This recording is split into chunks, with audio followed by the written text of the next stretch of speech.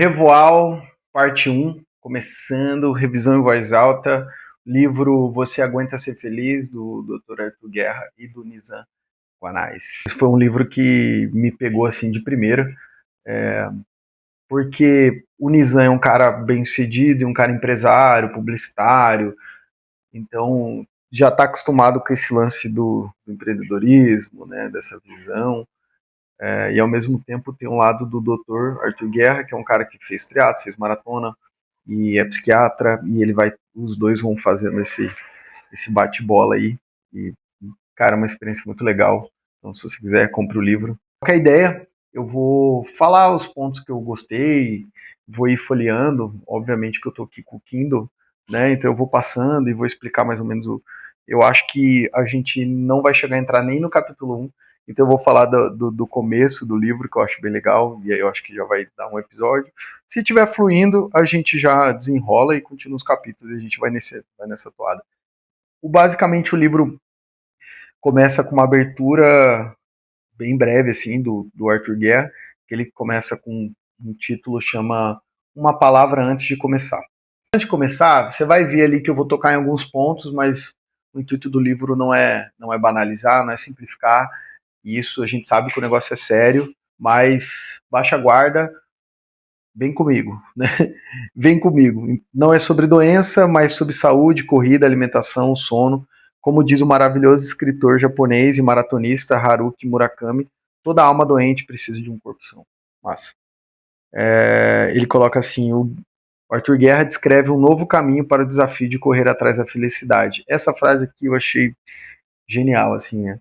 Ele quer que a gente corra atrás dela de tênis. Aí ele faz essa analogia com a corrida, né, de correr atrás da felicidade. É óbvio que a gente está numa fase aí que a corrida, a gente está em 2025, né, esse livro foi em 2022, baseado em tudo que eles viveram antes, e agora deu hype na corrida, né, eu acho que a corrida veio de 2020, final de 22 ali, que deu uma explodida assim, né, e aí ele fala sobre esse lance de correr atrás da felicidade, e ele quer que você use tênis, só que essa corrida não tem linha de chegada, essa ultramaratona, né, ultramaratona é tudo acima de 42 quilômetros, se chama Vida. E aí entra a introdução do livro, que o título tá assim: Você vai morrer se continuar assim. É uma frase que o doutor usava, ele usa, né, e ele acabava pressionando não, né, tipo, era um jeito que ele usava para ele poder encaixar essa abordagem dele e incluir as atividades físicas. E aí nessa introdução ele vai contar, ele começa o livro contando a experiência dele do Ironman em Fortaleza, e é legal, né, quando eu li eu já tinha feito o Ironman, e por coincidência o Ironman que eu fiz, no caso meu, foi o 70.3, né, o meio Ironman, ele fez o Ironman Full, eu fiz em Fortaleza também. E aí ele conta a história, é legal ele contando, porque, nossa, veio, tipo, toda a minha prova na minha cabeça, ele conta com detalhe aqui como foi, aquela sensação de antes da prova, e aí aconteceu que Fortaleza é muito quente, e aí a natação, você pode usar roupa de borracha, que é tipo uma roupa de surfista, assim, que a galera usa, que é uma... Claro que tem umas especificações que diferencia pessoas que usam para o surf, pessoas que usam para nada, enfim. E ela controla a sua temperatura ali, né, mas ela acaba esquentando, mas ela faz você flutuar melhor, então você tem uma natação melhor, é, tudo é melhor. Só que como é muito quente, às vezes, dependendo da temperatura que a água alcança, a organização da prova, eles decidem tirar. Por questão de segurança, né? Da pessoa superaquecer na água ali, e aí questão de estrutura, não conseguir socorrer, enfim. E aí ele fala que no caso do Ironman dele, na edição que ele fez, ele teve que fazer sem a roupa de borracha, e aí ele foi mesmo assim, né? E ele conta uma experiência de que quando ele estava perto de desistir, estava vindo um barquinho que vem cuidando dos nadadores, assim, e no caso dele era o Ironman Full. O Ironman Full é 3.800 de natação, 180 quilômetros de bike e 42 quilômetros de corrida. Então, tipo, uma prova para mais de 10 horas aí, tranquilamente, para um cara mediano, assim, né? Mediano não, né? Mas é isso. Fazer um Ironman, fazer um tempo legal de 10 a 12 horas tranquilamente.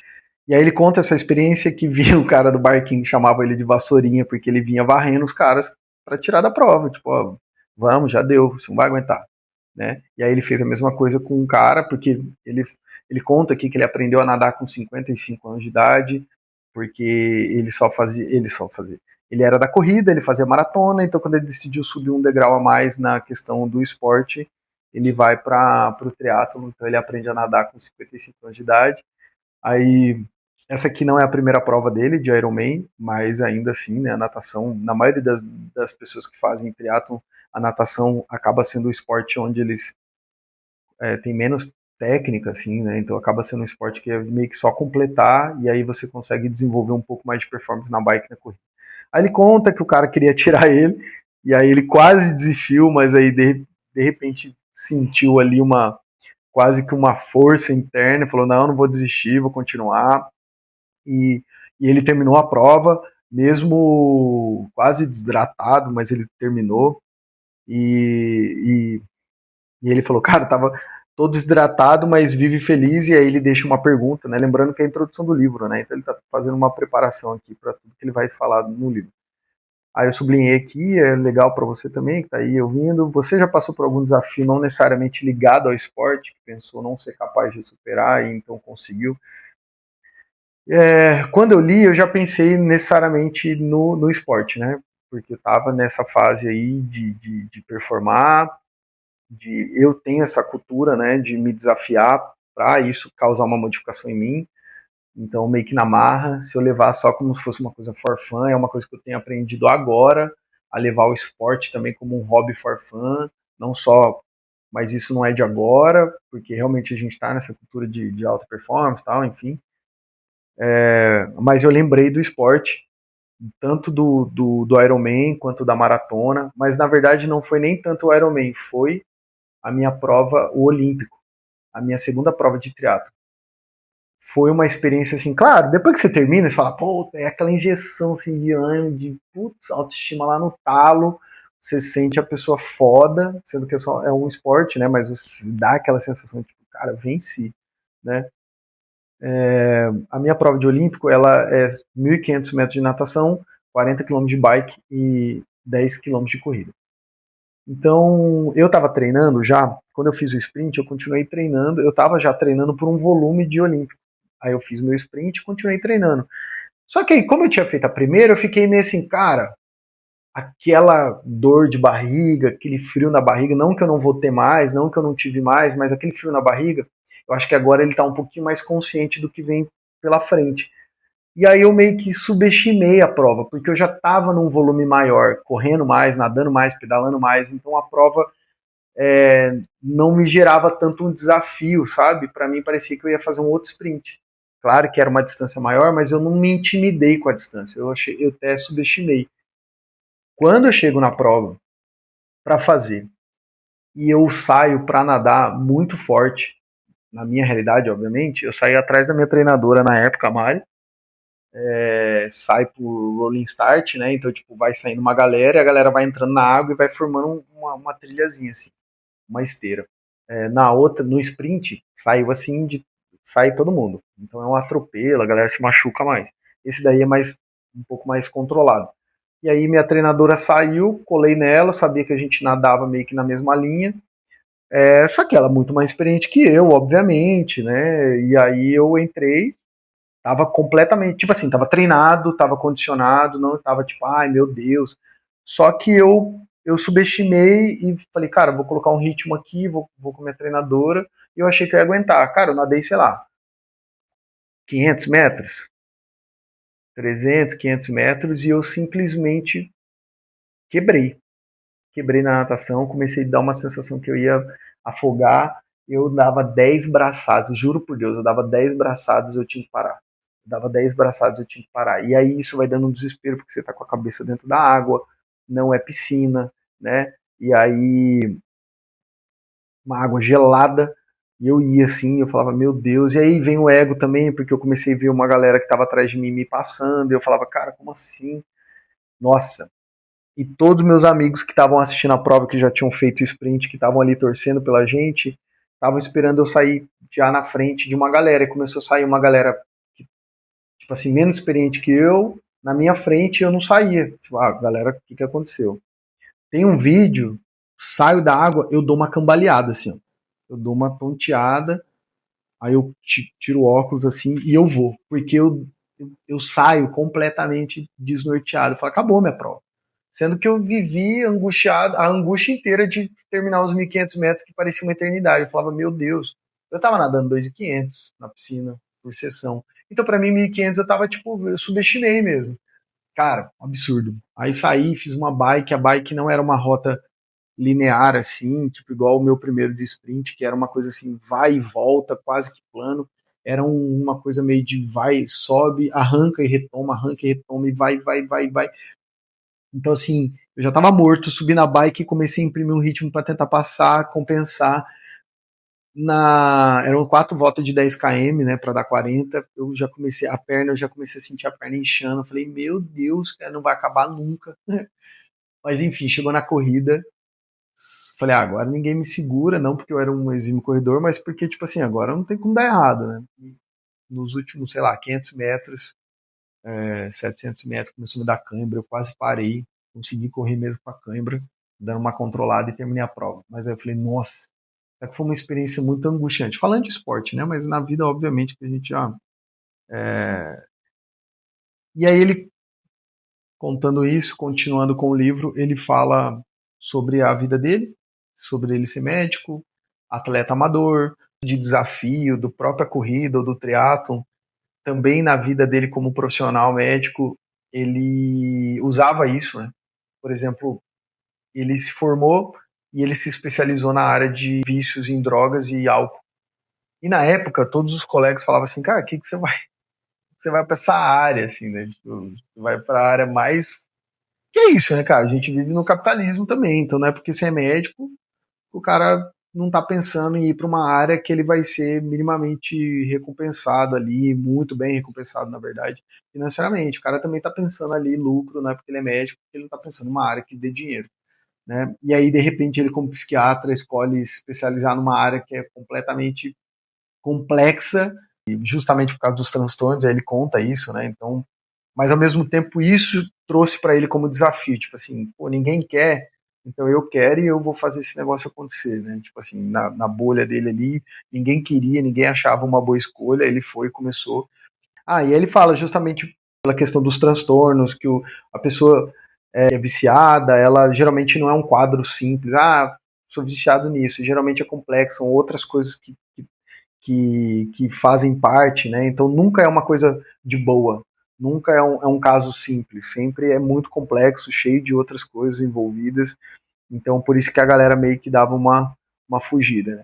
Mesmo por ele estar começando isso fez ele sentir, cara, vou nessa área e vou fazer acontecer, né? Eu grifei aqui uma parte que ele fala, né? O mesmo tipo de sensação de gostar, de me sentir desafiado, me levou ao triatlo. Já participei de 5 provas no total, né? Como essa de Fortaleza que eu falei, foi a mais difícil para ele. Ele falou que sentiu medo, ele pensou em desistir da competição, mas ficou a sensação de superação, que é isso, né? Depois que eu terminei, eu fiquei meio frustrado, mas ao mesmo tempo falei assim, cara, mas eu fiz, né? Me superei, nunca tinha feito uma prova nessa distância, fiz. A maior parte dos pacientes que eu atendo no consultório tem perfil de uso nocivo de bebida alcoólica, drogas, principalmente remédios, mas também cuido de pessoas com depressão, transtorno de ansiedade, de subsídio de sono, outras dificuldades de saúde mental. Minha abordagem, porém, tem se diferenciado daquela que a maioria dos meus colegas utiliza. Cada vez mais ofereço aos pacientes um tratamento baseado num estilo de vida saudável, voltado para a prática de atividade física. O cuidado com a alimentação, qualidade do sono, também busca o controle do uso de substância tóxica, como álcool, cigarro, remédio, o manejo do estresse e o cultivo de relacionamentos saudáveis. Esses são os pilares da medicina do estilo de vida, uma linha de trabalho que propõe a adoção de bons hábitos para prevenir, tratar e, por vezes, reverter doenças crônicas. E é isso, né? Tipo, acho que eu gostei tanto desse livro porque era isso, né? Eu acho que até no canal eu falo, vou dar umas pinceladas sobre isso, né? Como o esporte fez bem para mim, nesse sentido de querer performar, e eu acabava trazendo esses hábitos saudáveis, porque começa a controlar o sono, né? Claro que a minha crítica no canal era quando a gente perde a mão nisso, né? Porque aí tudo vira dados, você não consegue ter uma noite de sono, tem que estar tudo ali contabilizado, e aí você vira uma pessoa completamente insuportável, né? Aí você ainda culpa o outro que não entende porque o outro que é sedentário. Não, a pessoa está vivendo também, tem um estilo, mas você tem hora que perdeu a mão também, né? Eu fazia essa crítica. mas eu vejo completamente a parte positiva de você praticar um esporte, né? Você controla a comida, você ingere alimentos melhores, você dorme melhor, você toma mais água, né? E automaticamente, por se sentir bem e bem alimentado, você acaba sendo uma pessoa melhor também, né? E aqui, eu grifei aqui também, ele fala isso, né? Ele já tinha feito um primeiro disclaimer lá, e aqui na introdução ele fala, ó, mas tudo que eu tô trazendo aqui não é nada novo, né? Não tem nada, não tem nada de novidade aqui, você fazer atividade física, comer bem, evitar o excesso de bebida alcoólica, de cigarro, de remédios, tal, controlados, enfim, tipo assim, né? Acho que eu que não sou especialista, mas aí ele brinca, né? Ele provoca dizendo, não deixa de ser revolucionário propor dentro do possível as pessoas trocarem os remédios que elas usam para o esporte. Doideira, né? E aí ele mesmo fala, não sou contra medicamento, em muitos casos eles são úteis, necessários, eu prescrevo também, mas minha opinião, porém, algumas vezes são usados em exagero na psiquiatria. É isso, né? Eu escrevi um texto sobre isso, né? A nova saúde mental. A gente começa, por ser tudo cheio de dados, a gente começa a virar uma espécie de robô, né? Então a gente toma um remédio para dormir bem, toma um remédio para performar, para dormir à noite, aí toma um remédio para acordar bem, aí toma um remédio para ficar super focado, aí toma um remédio para você tentar controlar esses picos de estresse, porque você não consegue lidar sem medicar. Claro que eu estou criando um estereótipo, né? Aqui, principalmente no caso que ele era especialista, é outro caso, né? É uma coisa muito mais complexa, né? Eu só estou geralmente pessoas que você conhece aí, que geralmente tem uma ansiedade, mas ao invés de praticar uma atividade física, ao invés de fazer coisas para contribuir, apenas pega o remédio, porque só quer inibir aquilo lá, só quer regular aquilo lá e toca o pau. E aí ele fala que adotou esse modelo de trabalho, começa a fazer isso. Ele conta a experiência dele como atleta, ele foi atleta de basquete, mas ele depois de um tempo, até depois de faculdade, trabalho, acho que é a vida de todo mundo, né? Quando é jovem, geralmente é muito ativa, e de repente vem faculdade, vem trabalho, vem vida, vem filho, vem criança, papagaio. Você começa a deixar de cuidar de você nessa área, começa mais a se preocupar com outras coisas, principalmente dinheiro. Eu acho que aqui também tem que se considerar que é dentro de um contexto, né? Até porque pessoas que fazem maratona, pessoas que fazem triatlon, é a realidade deles aqui, né? Claro que a gente pode transpor para uma outra realidade, mas a gente também tem que considerar que uma pessoa CLT num subemprego, ela vai trabalhar numa jornada muito fodida, vai ganhar mal, e eu me pergunto, ela vai ter que fazer uma força hercúlea para ela conseguir treinar, porque você vê a rotina, você vê tudo que é imposto para ela, e às vezes não é uma escolha dela, né? Ah, se esse emprego tá ruim, então troca. Não, cara, ela precisa de grana, então ela tem que trabalhar, tem que se sujeitar, e essa é a realidade, né, do capitalismo, e a gente, então às vezes é até justo a pessoa, o tempo que sobra para ela só dorme, né? Só dorme e dorme pouco. E aí ele conta que ele mudou de vida, ele decidiu retomar essa vida saudável a partir do momento que o filho dele mais velho, não sei se é o filho mais velho, mas o filho fala para ele que ele estava gordo, que ele estava com condicionamento físico zoado. E aí ele conta que o compromisso dele com os pacientes é justamente, os pacientes chegam lá fragilizados, autoestima abalada, o cara não acredita nele mais. Então ele faz essa função quase que de um técnico com atleta, né? Então ele traz isso, avalia o estado atual do paciente, claro que se tiver que entrar medicação, coisa vai fazer, mas ele desafia a dizer, você consegue. Né? E aí talvez a brincadeira com o título do livro, né? Você aguenta ser feliz? Né? Não é isso que você quer? Você aguenta?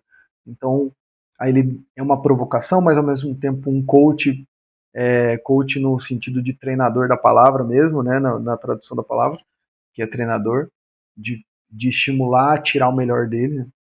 E aí eu até grifei aqui, minha função é ajudar as pessoas a ter uma vida mais plena, oriento, apoio, mostro que elas podem contar comigo nos momentos de dificuldade, indico como fazer por meio da atividade física, de hábitos saudáveis, sobretudo de cuidar da cabeça. Mas deixo bem claro que caberá a elas colocar tudo em prática. Entrar no mar e vencer o medo e os obstáculos que sempre haverá no percurso. É isso. Né? Eu, na época que eu me desafiei no triatlon, principalmente, que era uma coisa que eu nunca imaginei fazer, não só por questão de por achar caro e fora da minha realidade financeira, mas também por achar, tipo assim, superação, né? Então, mas eu via que por mais que eu fosse com meus amigos, por mais encorajado que minha treinadora fosse comigo, motivado, eu entrava na piscina, se meu treino tinha que ser 2.000, eu tinha que meter daí 2.000 metros lá de natação e é eu, cara. Ninguém ia chegar lá e nadar pra mim, né? Tipo, nadar por mim os 2.000 metros. A gente até tinha uma brincadeira na época lá, a gente tirava sarro que a gente fazia a planilha bonitinho de preparação, né? O ciclo da prova, seja maratona, seja Ironman, uma prova de triatlo. Aí a gente chegava perto, na semana antes a gente brincava, né? Falava, vou levar minha planilha toda verde para a organização da prova. Aqui, ó, fiz tudo bonito para não precisar fazer a prova, né? Porque é isso. Mas no final você tem que chegar lá e é a sua prova, é você. Ninguém vai fazer por você, né? Outra parte aqui, uma parte bem grande que eu grifei aqui. Mudar hábitos não é fácil, sei disso, ainda mais quando há questões de ordem psíquica envolvidas, como ansiedade, angústia, depressão, dependência, compulsão ou qualquer outro tipo de sofrimento. Quando o processo inclui fazer exercício ainda por cima com o objetivo de participar de competição, como eu sugiro na maioria dos pacientes, o desafio é imenso. Além do treinamento físico, é preciso ter preparo mental para entender que nem tudo são vitórias, recordes, medalhas, também pode haver dor, lesão, frustração, derrota, sem contar as vezes que não se consegue terminar a prova. Eu já contei aqui minhas experiências também.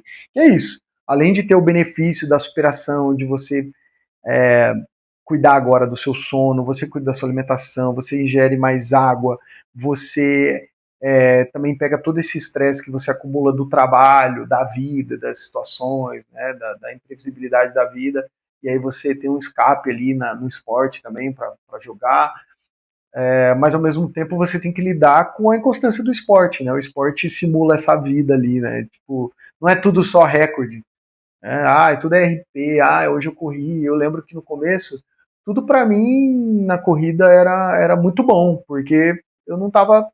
Eu aprendi isso na faculdade de educação física, né? Tipo, um indivíduo não treinado, ele é treinável. Então você pode não estar treinado, mas qualquer estímulo que eu der para você, você é um indivíduo treinável, então tudo vai ser positivo, né? Na maioria das vezes vai ser sempre positivo. Por isso que às vezes uma pessoa que está precisando perder peso, o pouco que ela estimula já dá um certo resultado. Um mês que ela está fazendo atividade física, dá aquela desinchada, a pessoa, nossa, parece até que ela perdeu mais do que realmente perdeu, porque o indivíduo está ali, sedentário, não está treinado, mas qualquer estímulo o corpo recebe de uma forma positiva, né? Então eu no começo da corrida eu lembro que eu estava saindo do CrossFit, então eu tinha um certo condicionamento, uma certa massa muscular, força, gostava do esporte, então tinha essa mente um pouco mais competitiva que fazia eu treinar com mais vontade, com mais afinco, com mais disciplina, mas era difícil também, uma realidade de CrossFit para ir para a corrida, né? E aí aprender outra realidade. Mas eu lembro que meus treinos,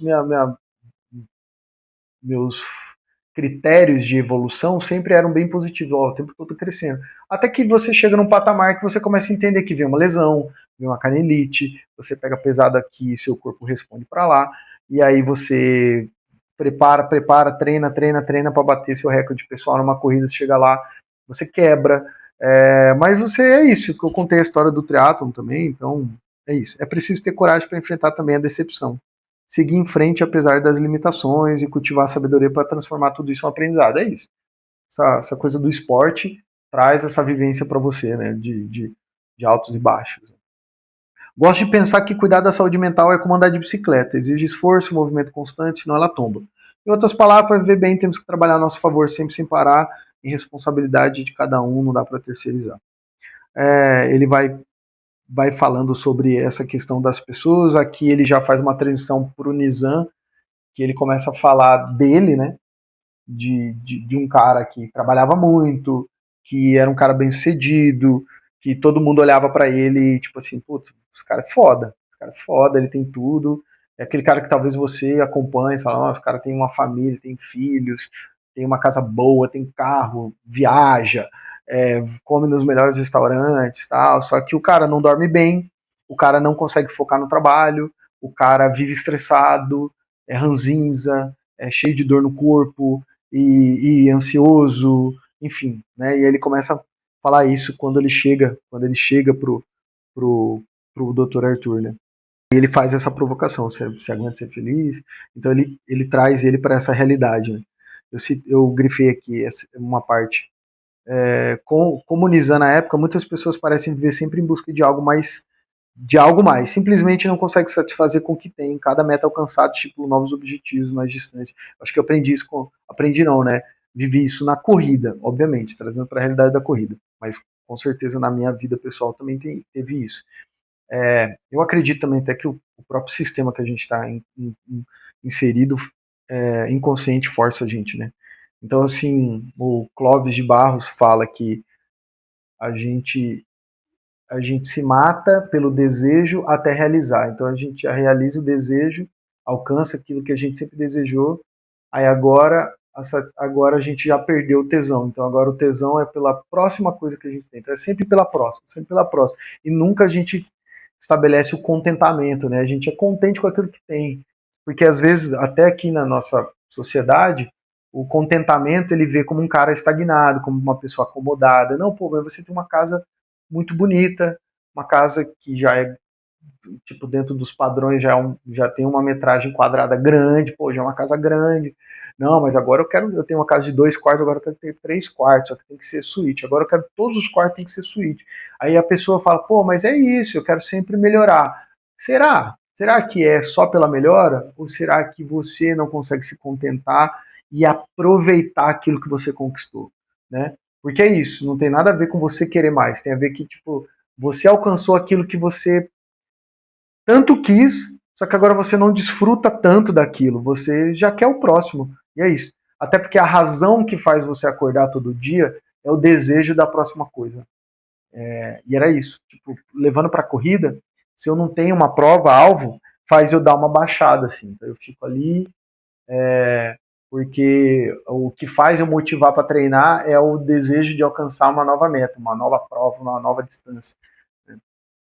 E aí ele fala como as pessoas vão deixando essa felicidade para depois, né? Porque sempre tá querendo buscar outra coisa, vão se sabotando e elas não percebem que elas são felizes, são gratas, realizadas, tem ali tudo para poder.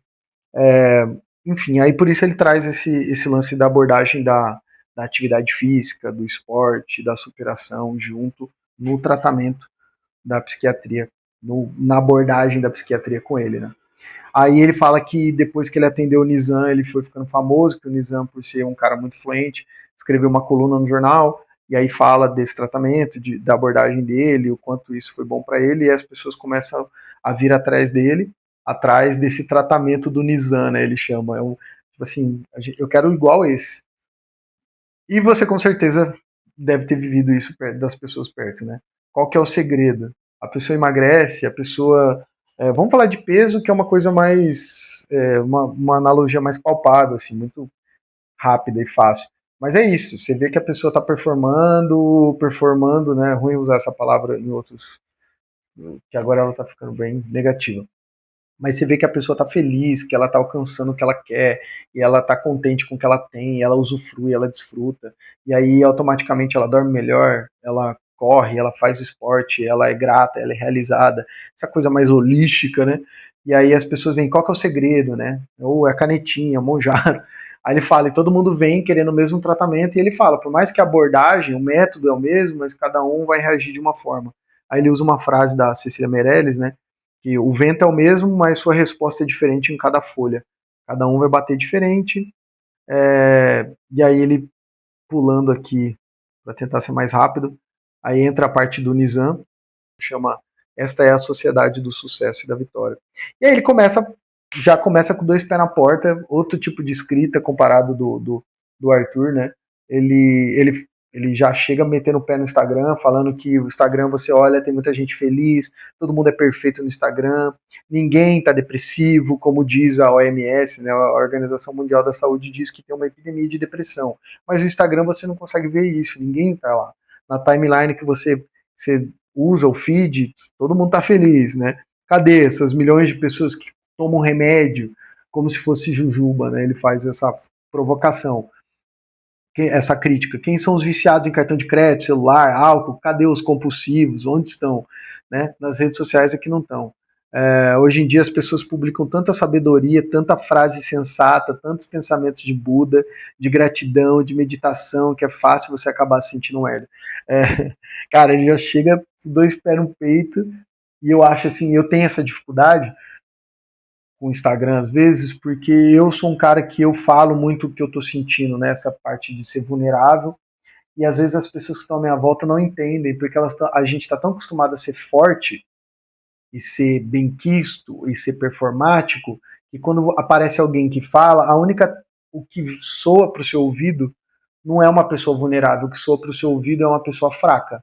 Começou reclamando, nossa, pessoa energia baixa, nossa, ela vem a pessoa reclamar, tá, tá, tá. Tem gente assim? Tem muito, mas a gente não tem essa sensibilidade para saber que às vezes a pessoa está sendo só vulnerável com você, com os seus pares, com os seus amigos, mas quem está ali ouvindo não consegue ter essa sensibilidade. Né? E aí por isso ele fala, por isso eu coloquei esse poema que ele faz, que ele fala sobre isso, né? Todo mundo, cadê essa galera? Tá todo mundo perfeito, né? Todo mundo nunca fez nada, nunca emprestaram dinheiro e não pagaram, né? E aí ele escolhe esse poema, ele fala da rede social, sobre a digital influencer que faz uma festa milionária patrocinada por tal marca, mas 3 meses depois, ela faz a festa de casamento, mas aí 3 meses depois, numa outra festa, numa outra data comemorativa, ela aproveita essa data para falar que ela já separou, né? E aí ele fala que, como ele dá palestra também, a palestra que mais fazia sucesso era uma palestra que ele chamava de merda, onde ele contava todas as coisas que ele fez, todas as merdas que ele fez, que deu errado, e ele conta como as pessoas reagiam de forma tão positiva porque elas se reconhecem, né? Se reconhecem. E eu senti isso quando eu comecei a postar no meu Instagram falando sobre alta performance, sobre o fato de eu não estar aguentando, tipo assim, não queria mais correr, porque tudo é sobre performar, e eu, por mais que eu gostava disso, mas isso não estava me fazendo bem, e eu comecei a encontrar umas pessoas que falavam, caramba, eu tô me sentindo assim, igual você, que doideira, achei que era só eu, e eu falava, putz, e foi uma... E aí ele fala que esse livro vai ser a vida dele, né? Ele conta essa vida dele, tudo que ele fez, ele até brinca, né? Esse livro aqui é um striptease, né? Minha saída da escravidão, a felicidade não é uma pílula, não é um colágeno para o músculo de sorriso, o caminho para a terra prometida na Bíblia e na vida é o deserto. E aí ele fala sobre a noite sem dormir, e aí ele faz uma comparação aqui, nadador, corredor, treinador, lutador, vencedor, tudo termina com a palavra dor. E a linha de chegada é instagramável. Ela é a vitória, ela é o riso, realmente, você chega lá no Ironman, cruza o tapete, é uma explosão. Mas a, a, a jornada, a maratona, eu terminei a minha última maratona, cara, eu tenho um vídeo que ficou maravilhoso agora para rever. Parece até que minha maratona foi 100% perfeita, porque o vídeo ficou top, no final eu corro e aí eu grito, é uma explosão, mas até o 35 lá é o tempo todo tipo assim, vai, controla. Pensamento passando na cabeça, vontade de desistir, cansaço, dor, cãibra. Então, e aí ele encerra o livro, essa introdução, esse prefácio, toda essa introdução para aí a gente entrar no primeiro capítulo, que tudo isso que a gente conversou é sobre essa beleza cotidiana de aguentar ser feliz. É isso. Você aguenta ser feliz? É isso, gente. Se você resumir isso, se você está querendo performar alguma coisa na sua vida só para aparecer e isso não está te fazendo bem, e você não dorme direito, e você não consegue comer bem, e você está tentando se encaixar numa parada, você está precisando rever. Então, aproveita, faz uma análise aí da sua vida, usa a atividade física para ser essa sua saída do Egito, esse momento de organizar a sua cabeça, de fazer você ser uma melhor versão no sentido de uma pessoa melhor mesmo, né? Uma pessoa mais leve. Até o Arthur Guerra ele fala que quando ele decide voltar e aí ele emagrece, ele perde peso, né? O filho dele chama atenção, fala, ó, você tá gordo, você tá com condicionamento ruim, você tá sedentário, você tem que fazer alguma coisa, né? E aí ele, putz, cai a ficha, porque às vezes é assim, né? Muito trabalho, a gente tá ali fazendo uma coisa e acha que a gente vai se sabotando e vai se autoflagelando, e aí ele começa a perder peso e ele conta nesse pedaço que eu acabei nem falando, ele fala, eu perdi peso, eu dormi melhor, eu fiquei mais amoroso. É engraçado, né? Ele fala, eu fiquei mais amoroso, mais carinhoso, mais dócil. Na empresa, os meus funcionários começaram a falar que eu baixei um pouco a bola, que eu era um chefe muito implacável, muito duro, e eu comecei a ser um cara mais temperado, mais.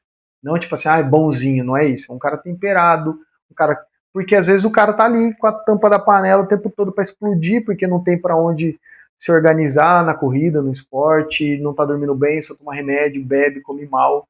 Então, é o tempo todo, né? O cara não tem um descanso. Nem na hora que ele vai descansar, ele consegue descansar porque ele tá todo zoado. Então aí ele fala do benefício do esporte. Então é isso, gente. Parte 1 do Revoar, vou encerrar por aqui. Próximo capítulo, aí a gente vê quanto que a gente consegue percorrer na parte 2. E é isso. Beleza, galera? Então, você aguenta ser feliz? É isso. Falou. Tchau.